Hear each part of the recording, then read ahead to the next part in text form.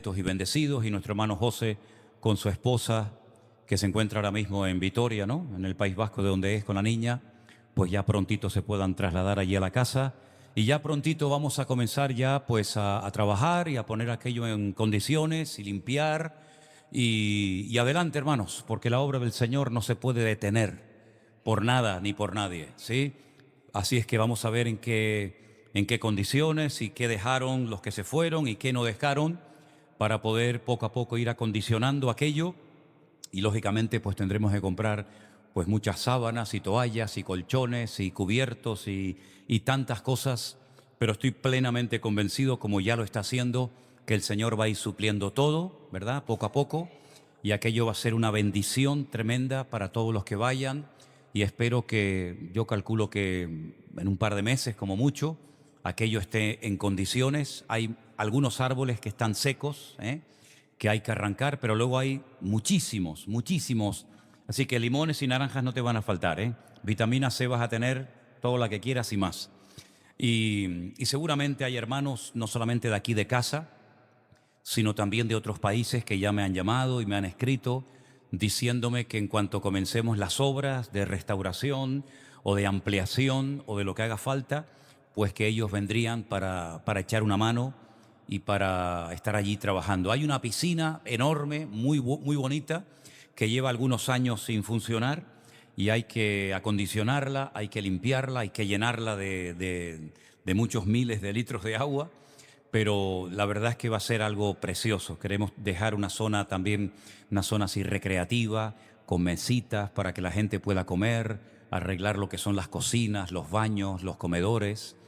Hay unos invernaderos enormes, unos invernaderos gigantescos, que vamos a ver lo que hacemos con ellos. Hay una cooperativa que viene de Murcia todos los años a llevarse toda la producción de naranjas y de limones. También hay posibilidad de tener gallinas y conejos, ¿eh? Así es que hay trabajo, José, hay trabajo. Gloria a Dios. Hay hermanos de la península que son de campo, que me han dicho: cuenta conmigo si hay que ir allí a sembrar, a plantar, a arrancar o a lo que haga falta. Así que va a ser algo maravilloso. Voy a ver si puedo hacer, si no mañana, en estos días antes de venir, una conexión y grabar un poquito todo aquello caminando por las distintas zonas para que ustedes lo puedan ver. Así que nosotros vamos, hacemos nuestra parte, pero ustedes se quedan, pero pueden hacer algo y deben hacer algo muy importante, como es orar. Amén, hermanos. ¿Lo van a hacer? Amén. Gloria a Dios. Vámonos al libro del Cantar de los Cantares, al Shir Hashirim, como se le conoce en hebreo. Un libro, como decía nuestro hermano Jerónimo, del cual se habla muy poco. Y lo poco que se habla a veces no es todo lo acertado que debería de ser. Por supuesto, hay varias interpretaciones, hay varias opiniones en cuanto al objetivo de este precioso libro, pero es un libro que está dentro del canon de los 66 libros de la Biblia. Por consiguiente, si el Señor permitió que este hermoso libro estuviera entre las páginas del Antiguo Testamento, pues siempre va a ser para nuestro beneficio y para nuestro conocimiento y desarrollo espiritual. Es verdad que Salomón tuvo muchas mujeres, nunca fue a la guerra, todas las guerras ya las había, digamos, librado su padre, por lo tanto tenía mucho tiempo para muchas cosas. Pero esta mujer, concretamente la Sunamita del Cantar de los Cantares, se ve que era como su favorita. Era la mujer del cual él estaba enamorado, y algunos dicen que este libro lo escribió en honor a ella. Pero algunos dicen que el libro va mucho más allá que simplemente una carta de amor o poesías de amor. Algunos ven al pueblo de Israel reflejado en la esposa y a Dios en la figura de Salomón. En fin, hay, ya digo, diferentes opiniones, pero en el capítulo 5, ¿sí?, el libro Cantar de los Cantares, el capítulo 5, yo voy a leer a partir del versículo 2, porque si habéis prestado atención, la lectura fue a partir del verso 9. Pero yo voy a leer a partir del versículo 2, que dice: yo dormía, pero mi corazón velaba. Es la voz de mi amado que me llama. Esa era una de las estrofas de la canción que cantamos en esta tarde. Ábreme, hermana mía, amiga mía, paloma mía, perfecta mía, porque mi cabeza está llena de rocío, mis cabellos de las gotas de la noche. Me he desnudado de mi ropa, ¿cómo me he de vestir? He lavado mis pies, ¿cómo me he de ensuciar? Mi amado metió su mano por la ventanilla y mi corazón se conmovió dentro de mí. Yo me levanté para abrir a mi amado y mis manos gotearon mirra y mis dedos mirra que corría sobre la manecilla del cerrojo. Abrí yo a mi amado, pero mi amado se había ido, había ya pasado, y tras su hablar salió mi alma. Lo busqué y no lo hallé, lo llamé y no me respondió. Me hallaron los guardas que rondan la ciudad, me golpearon, me hirieron, me quitaron mi manto de encima los guardas de los muros. Yo os conjuro, oh doncellas de Jerusalén, si halláis a mi amado, que le hagáis saber que estoy enferma de amor. ¿Cuántos dicen amén? No me digan a mí que este libro no es una belleza, ¿eh? ¿Sí o no? Es una maravilla, realmente. Si el libro refleja los tormentos que experimentaría el pueblo de Israel por el hecho de haber rechazado a su amado, a su Mesías, el libro refleja perfectamente los dolores, las heridas que experimentaría dicho pueblo por haberle dado las espaldas al Mesías, al amado. Es verdad que el Señor buscó al pueblo de Israel en muchas ocasiones. A lo largo de las páginas del Antiguo Testamento encontramos cómo muchas veces el pueblo se descarriaba y cometía adulterio espiritual, enamorándose y yendo detrás de otros dioses como Baal, Astarot, Quemos, Milcón, etc. Y Dios siempre buscando y llamando al pueblo de Israel con amor, con cuerdas de amor, a través de sus siervos los profetas. En algunas ocasiones el pueblo reaccionaba, volvía en sí y se volvía a reconciliar con el Señor, pero la cruda realidad es que en la mayoría de las veces el pueblo hacía oídos sordos y sufría las consecuencias, pues, por ejemplo, del cautiverio en Babilonia y de tantas y tantas tragedias que se podían haber evitado si el pueblo hubiera sido un pueblo obediente, hubiera atendido al llamado, al reclamo de su amado. Ahora bien, aquí vemos cómo el amado viene durante la noche y golpea a la puerta donde ella se encuentra en cama. Ella reconoce su voz, ella sabe de quién se trata, quién la está llamando, pero ella presenta la excusa de que recién se acaba de bañar, recién se acaba de lavar los pies, está acostada y como que con sus palabras lo que está indicando es que no merece la pena el esfuerzo de levantarse para abrirle la puerta a su amado. Me viene a la cabeza ese texto de Apocalipsis capítulo 3, verso 20, que todos ustedes lo conocen, cuando el Señor se dirige a la iglesia de la Odisea, a la última de las siete, y le dice: aquí yo estoy a la puerta y llamo. Si alguno oye mi voz y abre la puerta, entraré a él, cenaré con él y él conmigo. Aquí vemos como una iglesia, y ya no estamos en el Antiguo Testamento, sino en el Nuevo Testamento, como una iglesia oye la voz del Señor llamando, porque lo habían dejado fuera. No sé, por lo tanto, a quién le estaban haciendo el culto.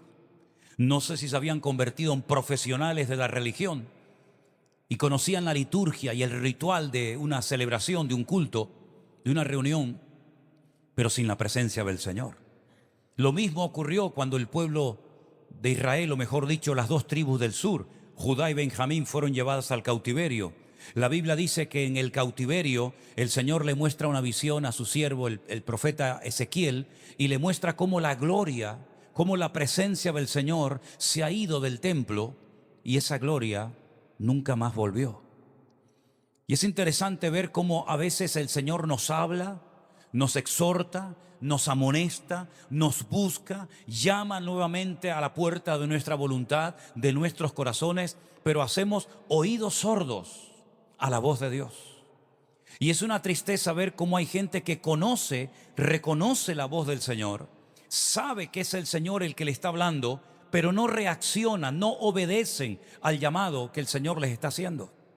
Y les ocurre lo mismo que le pasó a esta mujer, que oyó, reconoció, pero al no abrirle la puerta a su amado se va y pierde la oportunidad de su vida de tener comunión con él. Eso fue lo que le pasó al pueblo de Israel. El pueblo de Israel tuvo el privilegio de ser el único pueblo escogido de Dios en el Antiguo Testamento, en la historia. Vieron milagros, señales, prodigios que nunca jamás ningún pueblo había visto ni experimentado.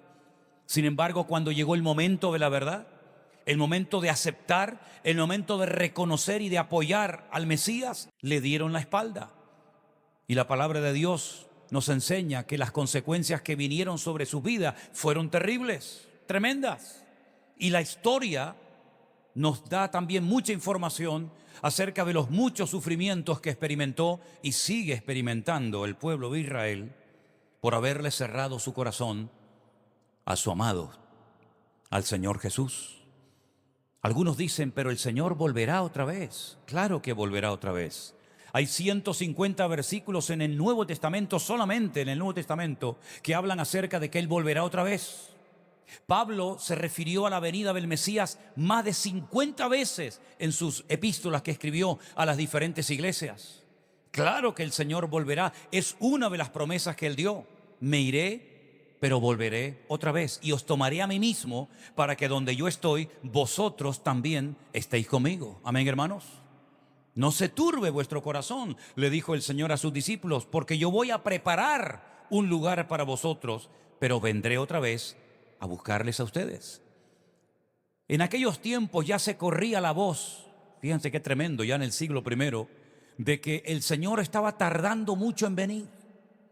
Y es ahí entonces cuando Pedro, inspirado por el Espíritu Santo, tiene que escribir en una de sus cartas estas palabras: hermanos, el Señor no retarda su promesa, según algunos le tienen por tardanza, sino que es paciente para con todos, deseando, anhelando que todos procedan al arrepentimiento. Amén, hermanos.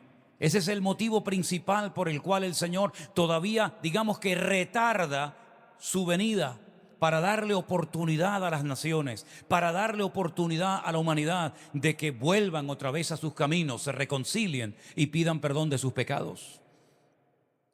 Pero vemos que al perder la presencia del amado, la esposa entra en una crisis de identidad tremenda.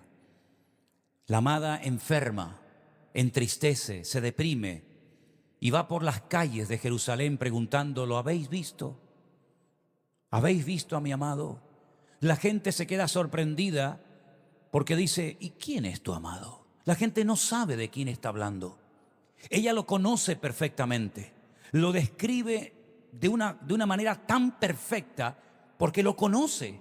Sabe cómo son sus ojos, sus pies, sus brazos, su cabello, sus dientes. Sabe absolutamente todo de él. Y se queda sorprendida de que los guardianes de la ciudad, los que tienen autoridad en las naciones, no sepan de quién está hablando ella.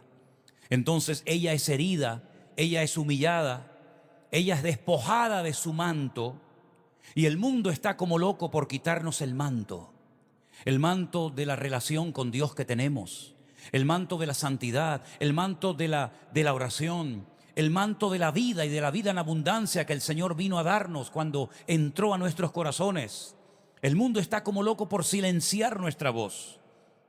El mundo no sabe de quién estamos hablando porque no lo reconocen, pero sin embargo nosotros sabemos perfectamente que el que le busca le va a encontrar. Y la Biblia dice que Él dijo en una ocasión: venid a mí los trabajados y cargados, que yo os haré descansar. Era tan importante permanecer en la cama y perder la presencia del Señor. Es tan importante lo que haces que a veces te evita tener tiempo para orar y leer la Biblia. Esta mujer, la excusa que presenta cuando oye a su amado llamando, tocando a la puerta, es que pues me acabo de desvestir, me acabo de bañar, me acabo de lavar los pies y no me voy otra vez a levantar y mancharme los pies. ¿Y cuántas excusas presentan los creyentes hoy en día para decirle al Señor: es que no tengo tiempo para orar, estoy cansado, tengo sueño, hoy he trabajado demasiado?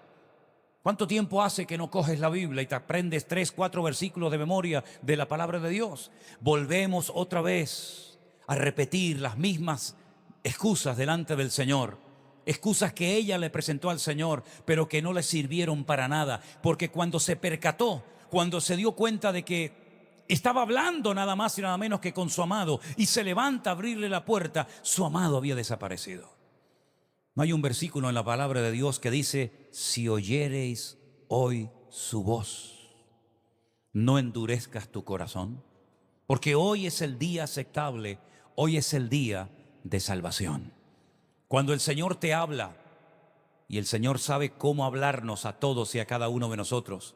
Qué interesante, tal vez ustedes no son conscientes de esto, pero cuando alguien termina de compartir, hay personas que a veces se te acercan y te dicen: hoy la palabra fue toda para mí. ¿Te ha pasado alguna vez? Pero esa persona, esa hermana no sabe que hace 5 minutos otra persona y otro hermano y otro y otro y otro dijo exactamente lo mismo. Hoy toda la palabra, toda la predicación fue para mí. Y es que la palabra es viva y es eficaz, y cada vez que la abrimos, Dios nos habla y nos transmite su mensaje y su voluntad a nuestras vidas. Por eso, si hoy el Señor habla en alguna área de tu vida, no endurezcas tu corazón. Ríndete al Señor y dile: Señor, como dijo su siervo Isaías, heme aquí, Señor, envíame a mí. En el Antiguo Testamento hubieron muchos momentos en los que Dios habló, muchos momentos en los que Dios quiso tener comunión con el hombre. Algunos respondieron afirmativamente a la voz de Dios y otros la ignoraron. Por ejemplo, el primer hombre que oyó la voz de Dios, ¿saben quién fue? ¿Quién fue el primer hombre que oyó la voz de Dios? Adán, Adán, ¿dónde estás? Adán se escondía de Dios. ¿Hay acaso algún lugar en la tierra o fuera de la tierra en el que nos podamos esconder de Dios? ¿Hay algún lugar donde Dios no nos vea y no nos alcance su mirada? Adán creía que se podía ocultar, que se podía esconder de Dios. ¿Y por qué lo hacía? Dice: porque oí tu voz y tuve miedo. Pero tuvo miedo porque había pecado. Porque el perfecto amor echa fuera el temor. Y donde hay temor es porque hay desorden y porque algo malo se ha hecho, y entonces tu conciencia te redarguye, te sientes mal, te sientes aludido cuando Dios habla por su palabra. Y entonces Adán, en vez de caer postrado de rodillas ante la presencia de su Creador, prefirió huir, prefirió esconderse, ocultarse dentro de un árbol. Y la Biblia dice que Dios lo llamó y lo llamó y lo llamó. Qué tremendo. Recuerdo también la voz de Dios hablando una noche, pero el sacerdote Elí estaba, el hombre, tan mayor y tan sordo espiritualmente hablando, que dice la Biblia que cuando aquel niñito, aquel jovencito llamado Samuel se metía en su aposento y le decía: dime, Señor, ¿me has llamado? Y Elí le decía: no, hijo, yo no te he llamado, ve, acuéstate tranquilo. Y en varias ocasiones volví a oír: Samuel, Samuel. Finalmente, por fin, el sacerdote Elí volvió en sí y le dijo: si te vuelve a oír, si vuelves a oír esa voz llamándote por tu nombre, dile: heme aquí, habla, que tu siervo oye. Y era nada más y nada menos que la voz de Dios. El sacerdote Elí era el sacerdote de Dios, pero no conocía la voz de Dios, no conocía la palabra de Dios, y así terminó sus días, él y sus hijos, ¿verdad? Sin embargo, Samuel escuchó la voz de Dios en la oscuridad de la noche y oyó un mensaje tremendo que al día siguiente casi que le da miedo, le da temor decírselo al sacerdote Elí. Pero él aprendió a oír la palabra de Dios porque tenía una actitud maravillosa en su vida que nosotros también tenemos que tener. ¿Y sabéis cuál es? Que no dejaba caer a tierra ni una sola palabra del Señor. En otras palabras, aprovechaba toda oportunidad que se le presentara para aprender. Aprovechaba cada oportunidad para servir. Aprovechaba cada oportunidad para oír la voz de Dios y aprender algo más de Él y poder servir mucho mejor al Señor que lo llamaba. Es interesante notar que la voz de Dios también se oyó en el Nuevo Testamento. Sí, la voz audible de Dios, cuando dijo: este es mi Hijo amado, en el cual tengo complacencia. Y allí estaba el Señor Jesucristo siendo bautizado por Juan el Bautista en las aguas del río Jordán. La voz de Dios se oyó indicando, señalando con su dedo que ese era su Hijo amado, en el cual depositaba toda su confianza y su palabra. Pero pocos, o tal vez ninguno, oyó la voz de Dios como algunos la oyeron allí. Y más tarde se volvió a oír también la voz de Dios, pero dice que algunos pensaban que fue la voz de un trueno. ¡Qué torpeza espiritual! Cuando Dios nos habla y no somos capaces de discernir, diferenciar la voz de Dios de otras voces.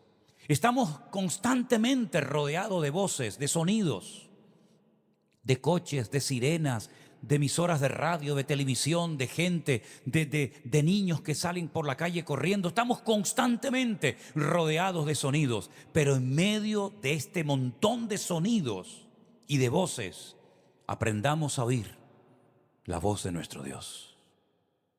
La Biblia nos enseña que un día Dios le dijo a su siervo Abraham: vas a ser padre de multitudes y necesitas a partir de hoy dar un paso de fe.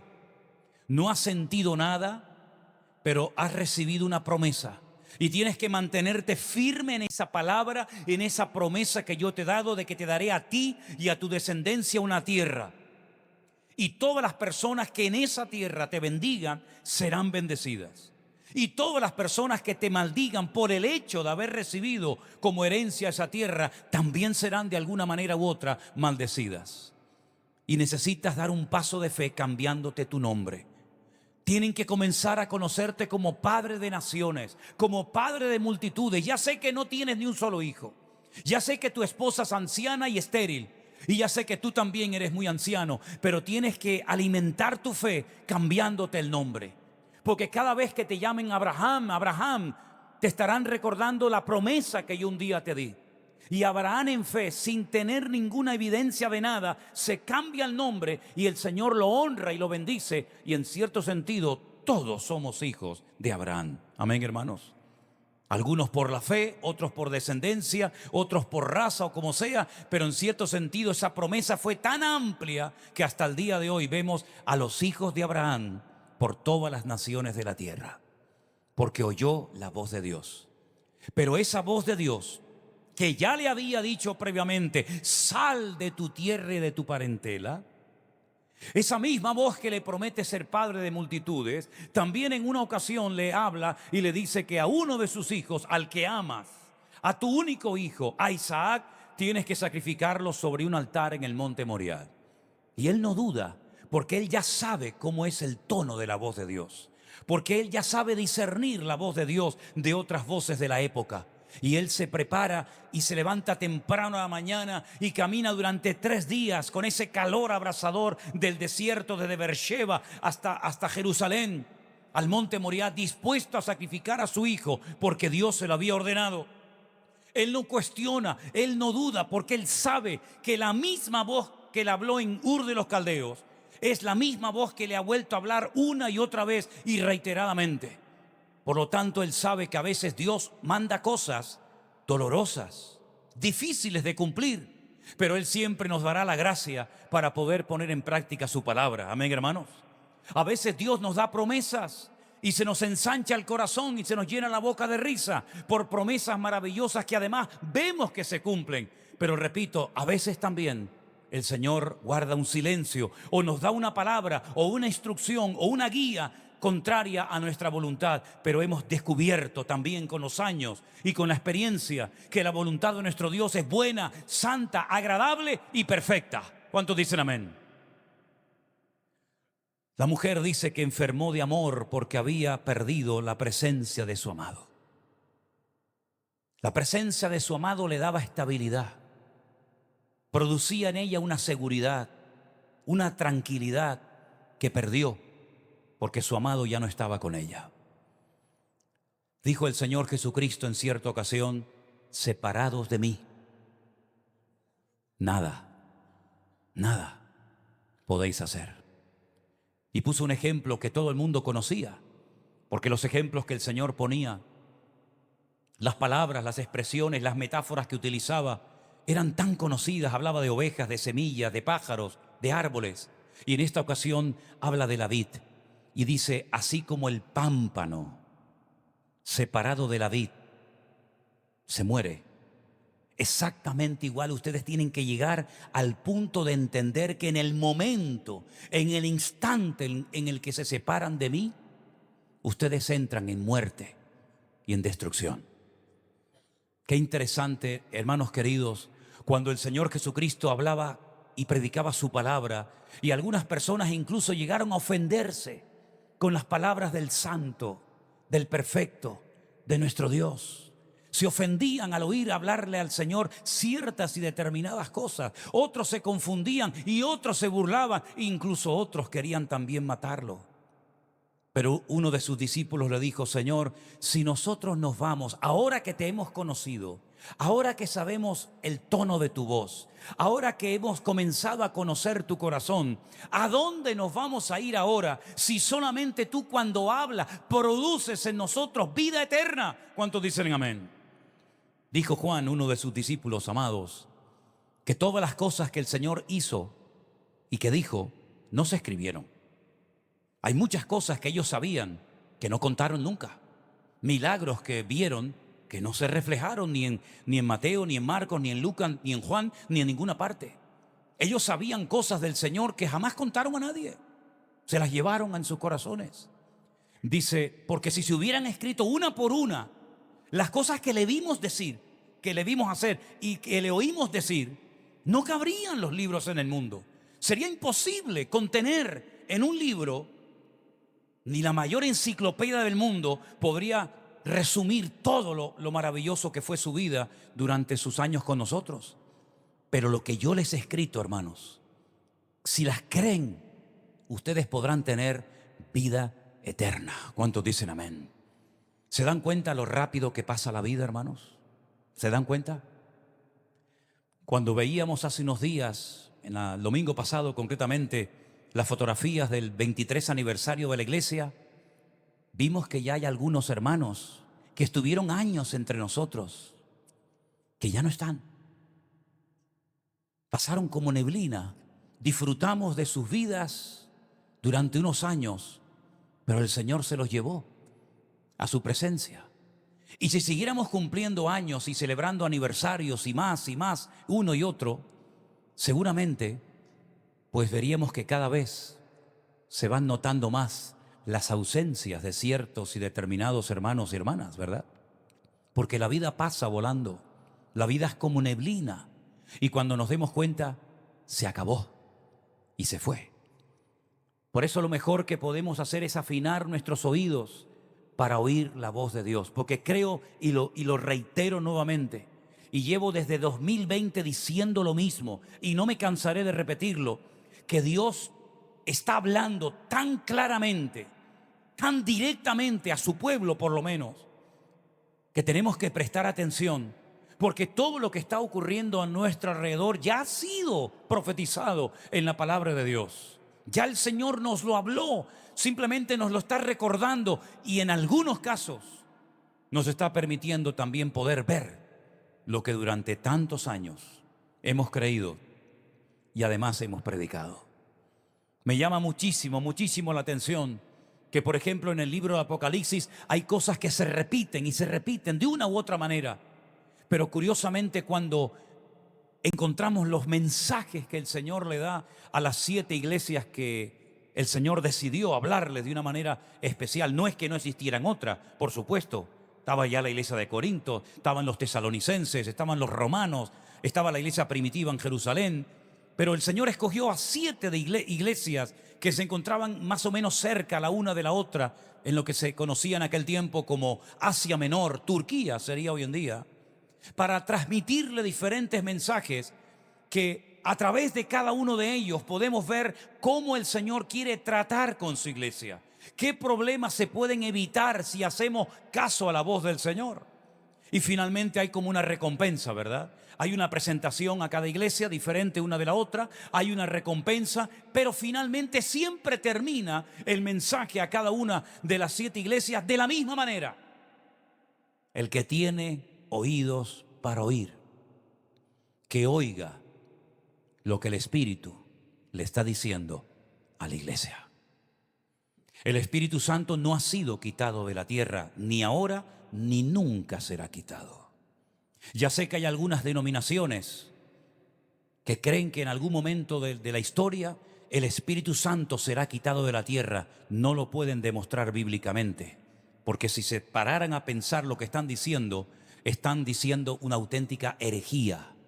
El Espíritu Santo jamás será quitado de la tierra, porque el Espíritu Santo es Dios. Y Dios es omnipresente y está en todas partes. Por lo tanto, si el Espíritu Santo sigue estando en la tierra, prestemos atención, abramos nuestros oídos a lo que el Señor nos está diciendo muy claramente cada día a través de su palabra y también, como no, de nuestra comunión con Él. Cuando esta mujer se despierta, va a la puerta y abre y se da cuenta de que su amado se ha ido. Sí, se ha quedado el aroma, el perfume, pero no la presencia. Pues dice la Biblia que enferma de amor comienza a recorrer las calles de Jerusalén preguntando: ¿habéis visto a mi amado? ¿Habéis visto a mi amado?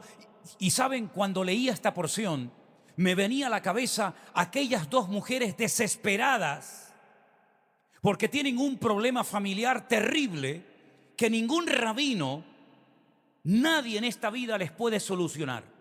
Ellas saben perfectamente que su hermano Lázaro está gravemente enfermo. Ellas conocen perfectamente el ministerio y la vida del Señor Jesucristo.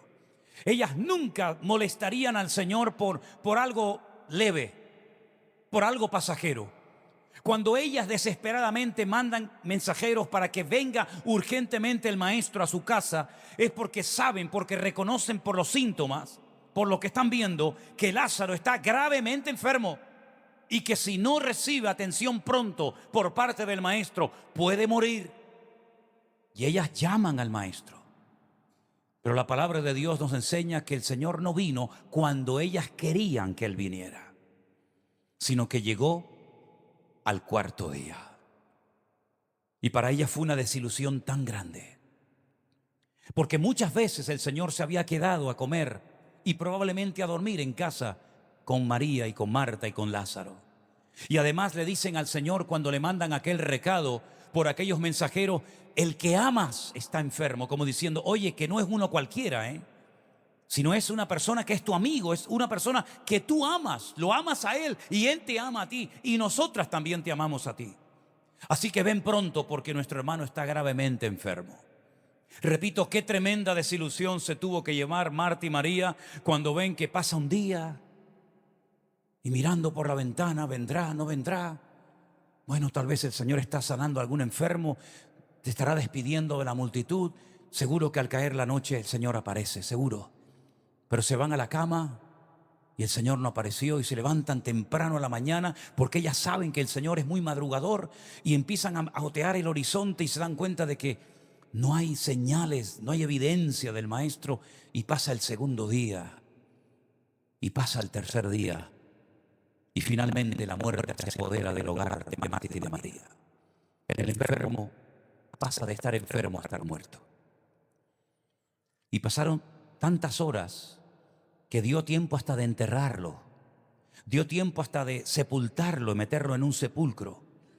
Y finalmente, cuando ya la gente está destrozada, desilusionada, herida, porque te llamé y no viniste, ahora es a la inversa. Ahora no es el amado el que llama a la amada y la amada no responde. Ahora son ellas las que llaman al amado y el amado no responde. Y cuando llega el Señor al cuarto día, las dos, aquella que era muy afanada y trabajadora en los quehaceres del hogar, y la otra que parecía como más atenta a la palabra, más abierta a la palabra, a la administración del Señor, las dos como que se unen, se parecen a la hora de hablar. Y las dos le dicen al Señor: Señor, si hubieras estado aquí cuando te mandamos a llamar, nuestro hermano no habría muerto. En otras palabras, nuestro hermano ha muerto por tu culpa, porque yo te llamé. Yo te oí cuando tú dijiste: pedid y recibiréis. Yo todavía recuerdo, me retumban en mis oídos aquella predicación, aquel mensaje que diste. Yo estaba allí cuando dijiste: el que llama se le abrirá, el que busca halla, y el que pide recibe. Porque todo el que pide recibe, el que busca halla, y el que llama se le abrirá. Yo recuerdo de memoria esas palabras. Y yo te busqué, yo te llamé, pero no apareciste. Y nuestro hermano ahora está muerto. Y ella sabía, como buena judía que era, que los muertos algún día resucitarán. De hecho, se lo dice al Señor. Jesús le dice a ellas: yo soy María y Marta, la resurrección y la vida. El que cree en mí, aunque esté muerto, vivirá. Y ellas dicen: sí, Señor, yo sé que Lázaro volverá a la vida, pero no ahora. Nunca más volveremos a abrazar y a besar a nuestro hermano. Nunca más volveremos a comer juntos alrededor de una mesa, escuchando tus palabras y deleitándonos contigo. Yo sé que resucitará, pero en el día postrero. Y es entonces cuando el Señor tiene que movilizar y tiene que comenzar a romper estructuras religiosas y tiene que comenzar a acercar la fe, que es como muy lejana, de Marta y de María, y casi les obliga, les presiona para que lo lleven al lugar donde lo han sepultado. Y entonces allí dice que se quebranta el Señor y llora el Señor, porque ellas tienen como una fe a largo plazo, pero lo ven todo negro, ven que su presente es terrible. Y solamente les queda la promesa de que mi hermano resucitará en el día postrero, pero ahora mi vida es un desastre y no hay escapatoria. Y es entonces cuando el Señor llama a Lázaro con su voz poderosa, con su voz de autoridad, y para sorpresa de todos sale de aquel sepulcro después de 4 días, demostrando el Señor que no hay nada, absolutamente nada, imposible para Él. Y lo curioso es que a los pocos días, esto es tremendo, hermanos, los religiosos de Israel, los escribas, los fariseos, querían matar también a Lázaro. No solamente a Jesús, sino también al milagro, para que no quedara constancia y nadie pudiera decir: no, yo vi cuando estaba muerto y también vi cuando resucitó. Tanto a uno como a otro lo quieren eliminar, quitar de en medio para salir con la suya. Y por eso los sufrimientos de esta muchacha, que pierde la gloria, que pierde la presencia de su amado, en cierto sentido es verdad que se parece mucho a la historia trágica del pueblo de Israel. Un pueblo tan bendecido, un pueblo que fue predestinado para ser cabeza y nunca cola, un pueblo que fue creado y diseñado por las manos de Dios para dar a los demás y no tener que depender de nadie. Un pueblo que tenía que ser la luz entre las naciones. Es un pueblo que lamentablemente en este momento está como acorralado, rodeado de enemigos y cada vez más solo, sabiendo que solamente Dios es el único que puede venir en su pronto auxilio.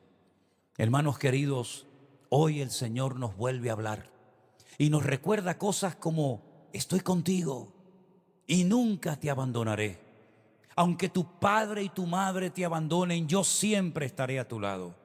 Yo soy tu pronto auxilio en las tribulaciones de la vida. Aunque andes por valles de sombra y de muerte, no temas mal alguno, porque yo estoy contigo. Y tantas cosas que hemos oído centenares o miles de veces, hoy el Señor nos las recuerda para que sepamos que nuestro amado nuevamente está a la puerta de nuestros corazones llamándonos. ¿Cuántos dicen amén? ¿Le abrirás o le cerrarás la puerta al Señor en esta noche?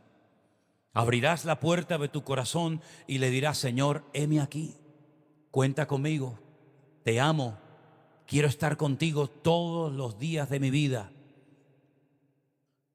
O le cerrarás tu puerta, endurecerás tu corazón y perderás esta oportunidad maravillosa que el Señor te está dando. En ti está la respuesta. ¿Cuántos dicen amén? Cierra tus ojos en esta noche, mi querido hermano, ahí donde estás.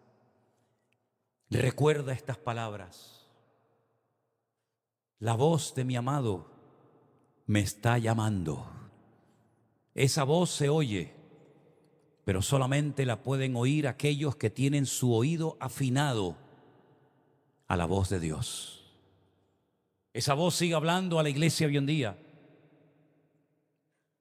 pero solamente la podrán oír aquellos hombres y mujeres que se han preparado para esta hora de la historia, esta hora negra, difícil, terrible, pero donde Dios sigue hablando y mostrándonos su misericordia, su gracia, su amor, su perdón, para que no vayamos por la vida solos, ni tristes, ni frustrados, sino sabiendo que el Señor está con nosotros. Aleluya. Aleluya.